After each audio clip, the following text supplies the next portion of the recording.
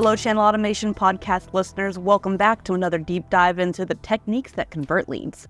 I'm your host, Casey Arias, and I'm joined today by Matt Wittenbrink. Good to have you on, Matt. How you doing today?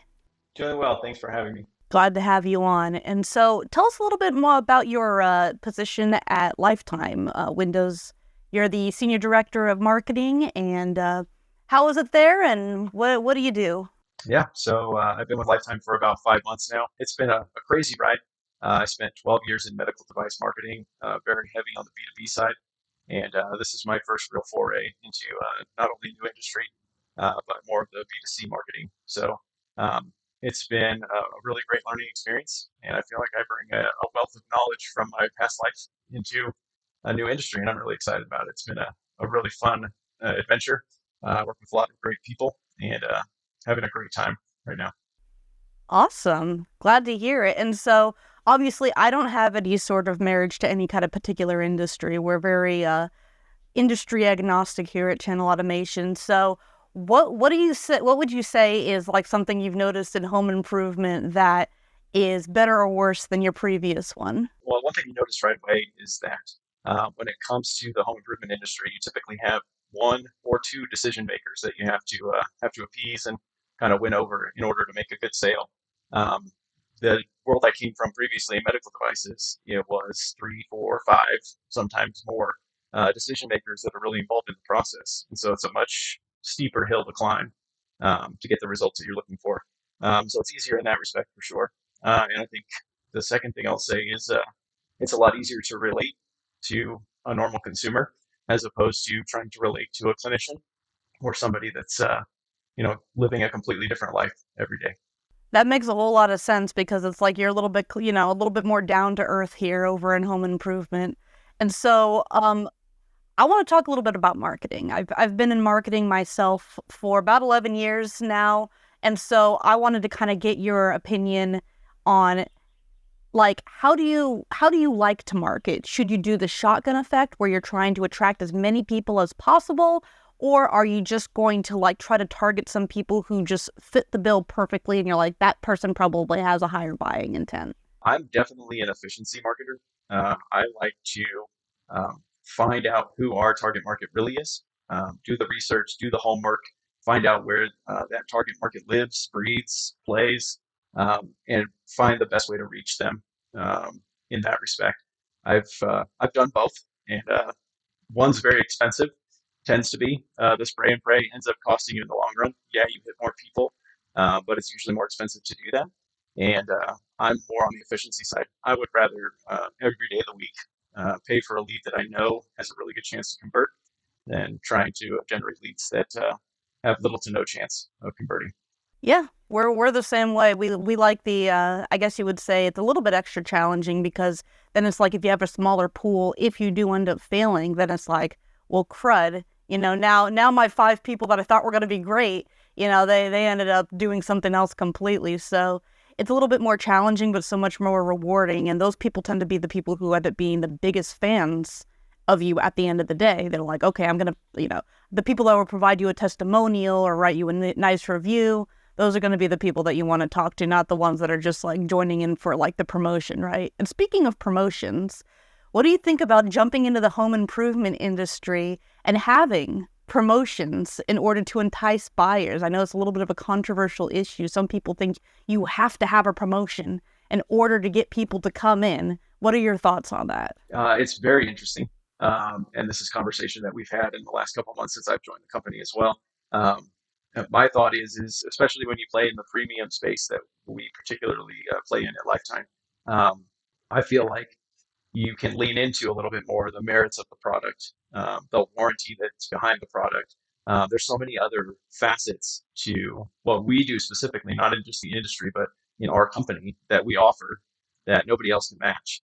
That I feel like there's the opportunity to sell based on those USPs versus trying to push the promos all the time. And I think you'll see as our marketing evolves and changes, we may lean into those things a little bit more. Yeah, that makes sense. I personally am not a very big fan of the sweepstakes type promotions where you're just trying to get as many people as possible to come in. But I know that there is some merit to having a promotion. Have you noticed any just, I mean, this isn't, I'm not trying to get you to pull out your analytics right now, but have you noticed when you're putting out like specials and stuff like that, do you think that the leads and the sales coming from that are just as valuable as the ones who are buying for the product?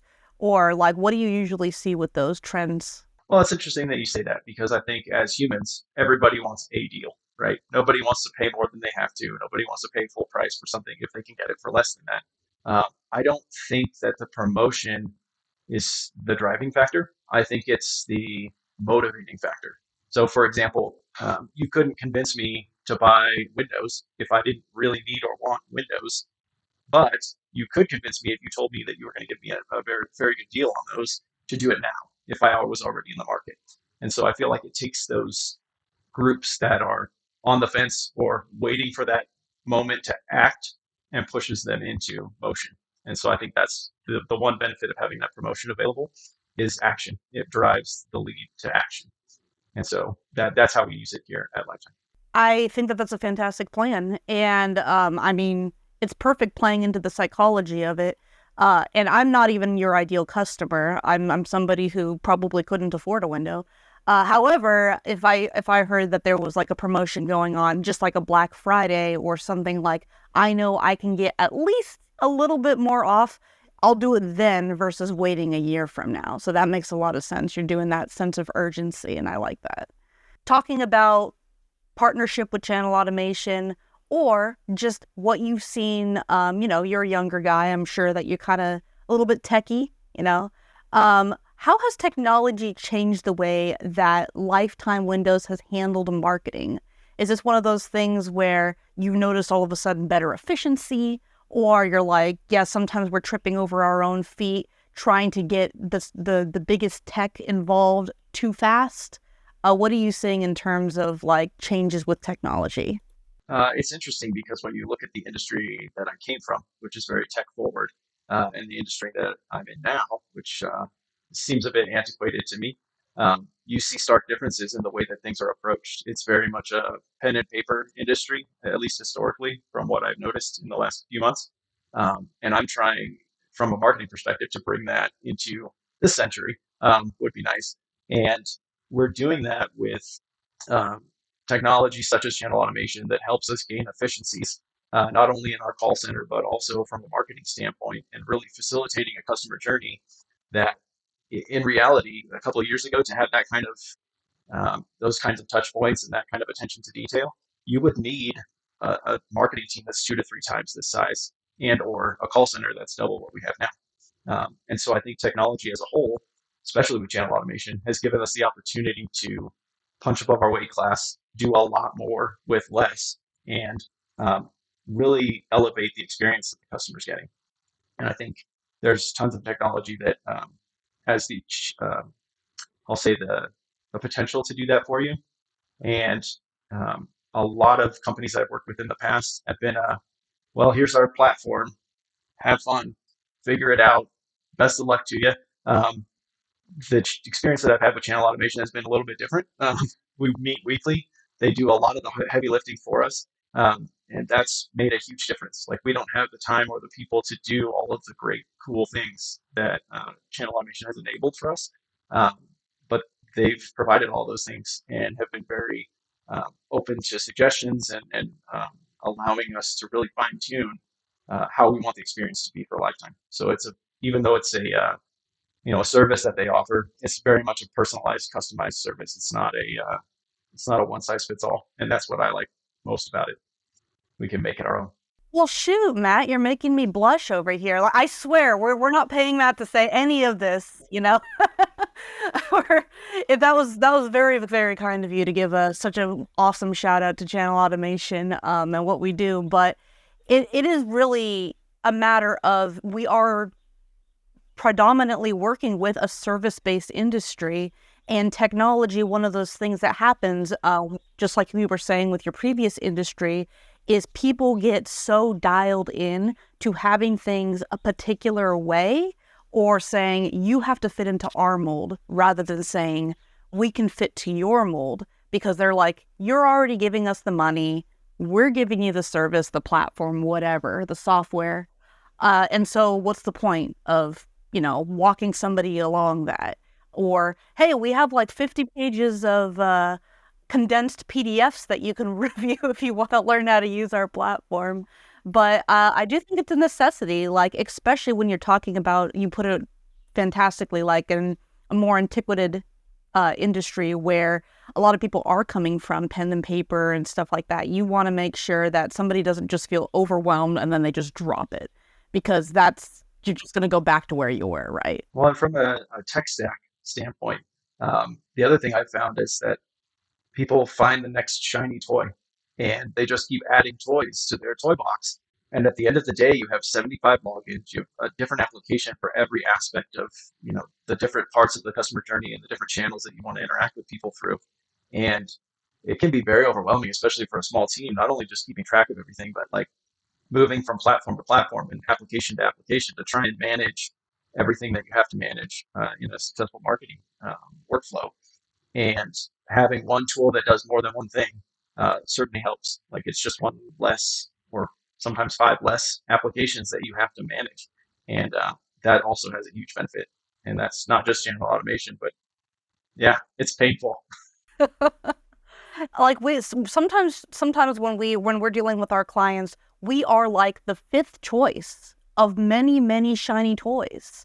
And by the time we're training and talking to their team, you can tell they're just like, okay, are you going to keep this more than 2 weeks, guys? Like, should I even bother learning this?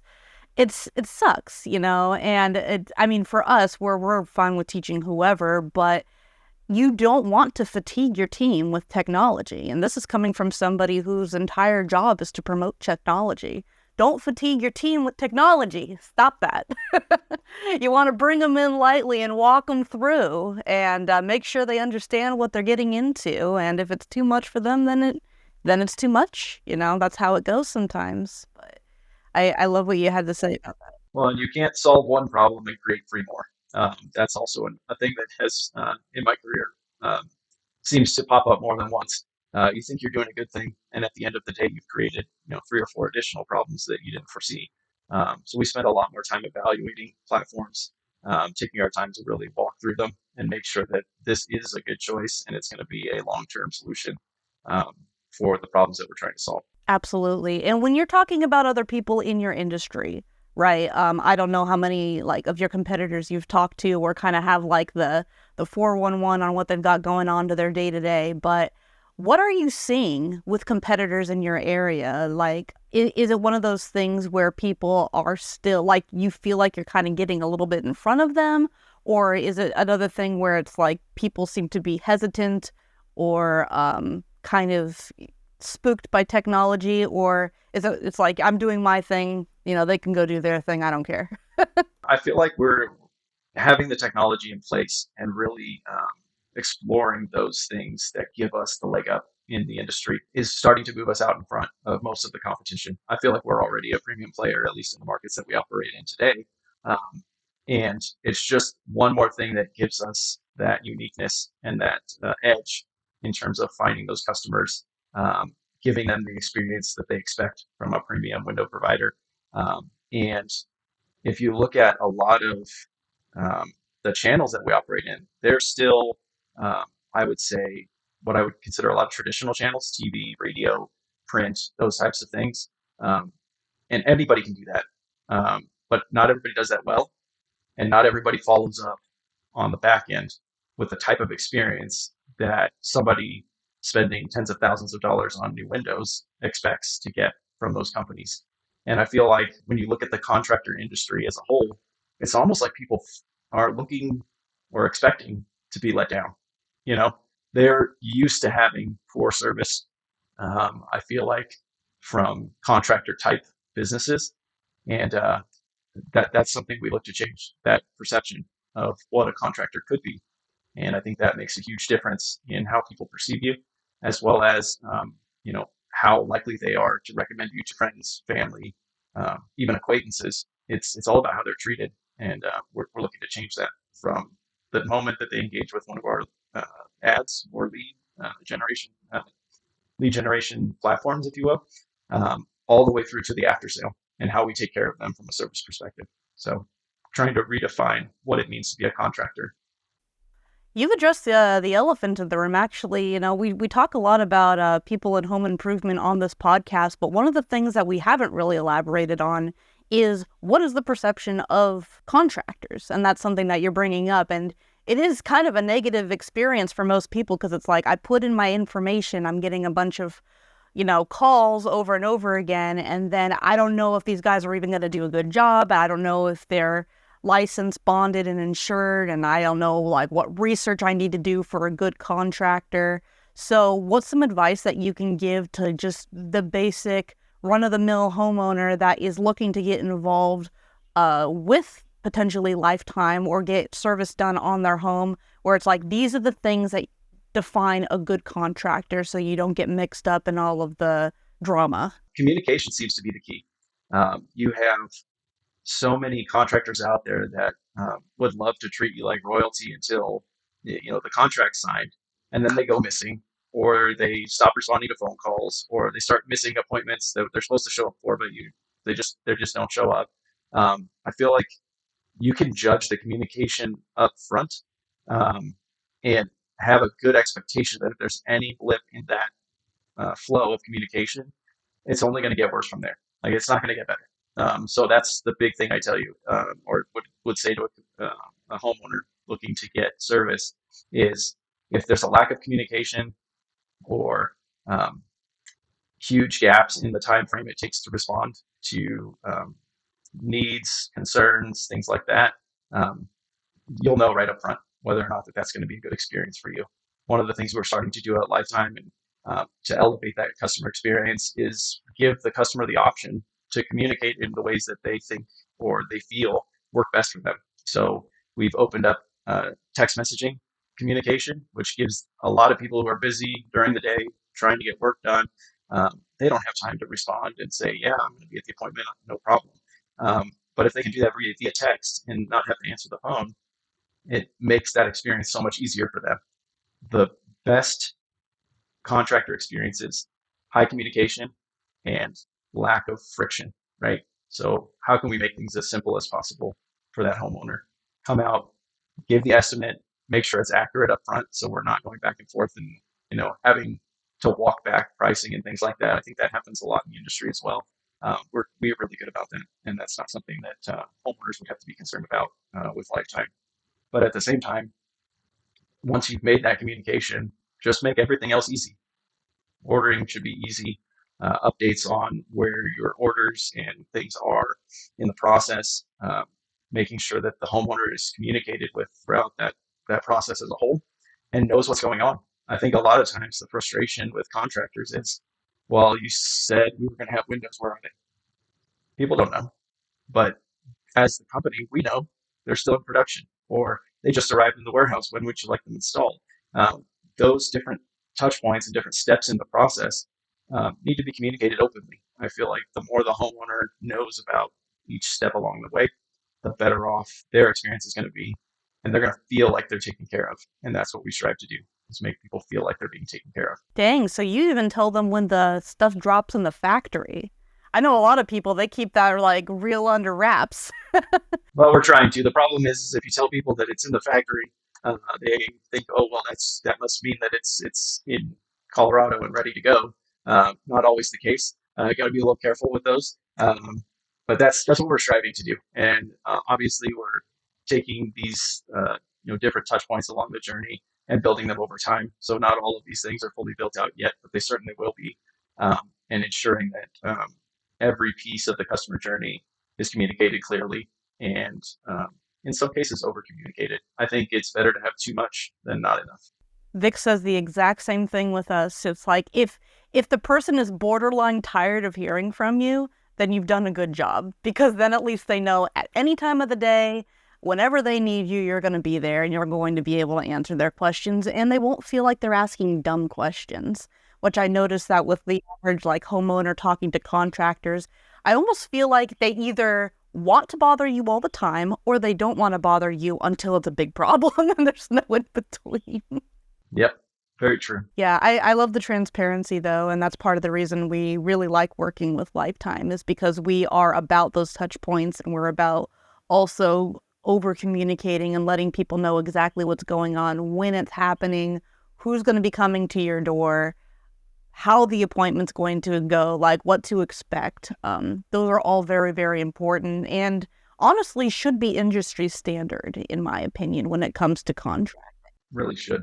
So going a little bit back into tech, um, what is some things that you see within the industry? I know that you're kind of new to it, but what's some things that you see on the day to day where you think that's something that should be automated and we don't need to have like a whole team of people using hours and hours and hours working on this item? A couple of things. I think reporting gets very very messy very quickly. And you could have, you know, almost a full-time person just running reports for various stakeholders within the organization. Um, and sometimes that's not even enough to get the insights that you're looking for. I find that a lot of the tools within the industry are fairly antiquated and old, and they don't necessarily have the best reporting built into them. And so that's one thing that could use a huge improvement in automation. The next is the movement of data from different platforms. I feel like there's so many different APIs and tools and different connectivity pieces that allow for the movement of data and the automation of different tasks to happen. And um, they're just not here in the industry. There's blockers at every corner, it seems. And so what I've tried to do is align Lifetime with different partners that allow us to be very fluid in how data moves in different platforms and set us up for success in terms of contacting customers back quickly or ensuring that when somebody fills out a form, they're getting a call back within seconds, if not minutes at the most, because that's when they have questions. That's when they're interested to talk to somebody, and I want to kind of focus in on meeting those needs at the time that they arise rather than having somebody else meet those needs or um, not getting those needs met at all and just ending in frustration. And so tracking of leads, reporting, um, and I think a lot of what we do has lived on, like I said, a pen and paper in the past. Contracting, um, giving homeowners a realistic expectation of what their home's going to look like when it's done is also important. And presenting those in a digital way. I think in an automated way, in some respects, I think we have tools that are available to us to help with that as well. But from a marketing standpoint, I feel like the big two are lead flow and data flow, as well as reporting. I think those are huge uh, places where optimization and automation can make a huge difference. I completely agree. And as somebody who was one of the full-time hire report people in one of my past lives, yeah, it's one of those things where it's like, why are you paying somebody to exclusively run reports on Excel, trying to, manually calculate things if they don't know how to use Excel well? Because I've seen people copy pasting cell to cell, and I'm like, oh boy, you're one of those people. And I'm not trying to judge or anything. If you don't know Excel, you don't know Excel. But that's a full day's worth of work that could be done in a little simple click of a button. And the programming setup is, challenging, and you could run into errors. But think about how many hours you'll save correcting potential human error, in the future. I think that you're absolutely right. And when you're talking about like being able to give people the visualization of their like ideal home after working with Lifetime, are you talking about like AI generated images? I was just kind of wondering like what's you got going on. I don't want you to have to give away your secret sauce. So if it's confidential, you don't have to tell me. We do a lot of siting jobs in the Colorado market, and one of the tools that we use allows the homeowner to really see what their project's going to look like when it's done. Uh, Experiment with different colors and such to give them. I mean, if you're like me, you have to see it to know what the heck is going on with the project. Like I'm not a super imaginative person where I can just imagine what my house is going to look like when it's done. I am very much visual, and I would love to see that take place. Like, for example, when we were replacing my roof, I went on the roofing website and Photoshop little squares to put on my roof so that I would know more or less what it was going to look like when it was done. Um, the homeowner shouldn't have to do that. And we're looking at different tools and capabilities to give them the best expectation of what that project could look like when it's done. So they don't have to guess. They don't have to imagine it. It's almost like it's real before it's real. That is super, and part of my language, but I there's not a lot of people doing that right now in the industry, and I know, like, think about Amazon. They have a view in your home option. Like, we're talking about like leading technology people. That's the kind of thing that people need to see. That, like you said, if you're not somebody who can just imagine it, being able to kind of just copy paste or Photoshop or whatever, something like this is the design that you want, right? This is what it's going to look like in your home. That's like invaluable. And I love how you're like, oh, we don't have to rely on the homeowner to do it. I was like, I don't know one homeowner that I met that would be able to do that, but I Just don't want to me. assume. Oh, yeah. You're the guy who goes on and is like, actually, let's see what this color looks like. I absolutely do. So I got one more question for you, and then I'm going to go ahead and say goodbye for now, although we know we'd love to always have you back at another part of the podcast. So in terms of like funnels, where bottlenecks rather, where do you see the most bottleneck occurring when you're getting a project done? I think when you look at just from a marketing perspective, not necessarily a sales perspective, um, most of the projects that uh, we sell, windows, siding, um, roofing, all of these things are huge projects, right? I'm gonna we're I mean, you're talking about a good amount of your home being worked on or changed, and I think people in general resist change. So I think there's a long decision making process before you even get to a contacting a company to get more information about how this project could look or what this project might cost or any of those questions. You're just in a very resistant kind of mindset. Like even if you wanted to do all new windows in your house, for example, maybe you have 20, 30 windows in your house, you just know almost instinctively that it's a big deal. It's a big project. So I think the biggest bottleneck and the holdup for a lot of people is just taking that first step and getting somebody out there to talk through just how big of a project is this? What if you don't want to do it all in one shot? You know, that I feel like that's the cliff. Once you can get yourself over that little hump, the rest is a free fall. You know, it's much easier to um, imagine how your home's going to look or know what the costs are going to be, get detailed information about your options on what is possible. I think that first step in reaching out to an organization, a contractor with experience that knows what they're doing, and having those good conversations is the hardest part for any homeowner. I think there's this fear of not just the fear of cost, but the fear of large projects and large changes. I think everybody, just in general, it's human nature to kind of avoid those things, even if you want those changes to happen, to kind of avoid them. And that's, I think, in the home improvement industry, the biggest thing is you could say it's cost, but in reality, I think it's just change in general and getting over that fear of making that change is the most difficult thing for most people. And as marketers, it's our job to alleviate and calm those fears that people have around projects of these sizes um, with facts about what our company is capable of, how many times we've done this. We have the experience that should put a lot of those things, those fears to bed and allow people to confidently just have a conversation around what they want to do with their home. And we can help. I know it's a little bit more on the production side, but like, where do people get stuck before they make that purchase? Absolutely. And there's tons of choices in the home improvement industry. I feel like, um, you look at a specific area like as a bathroom remodel, which we also do. It's incredible how many options you have. Everything from the sticky note on the bulletin board at Home Depot that's just got a phone number and I do bathrooms on it to somebody that's been doing this for many, many years with a ton of experience with reputable manufacturers. Um, there's a ton of choice. And I feel like picking that reputable vendor and working with someone that's been in the industry a long time and has that experience helps out a ton.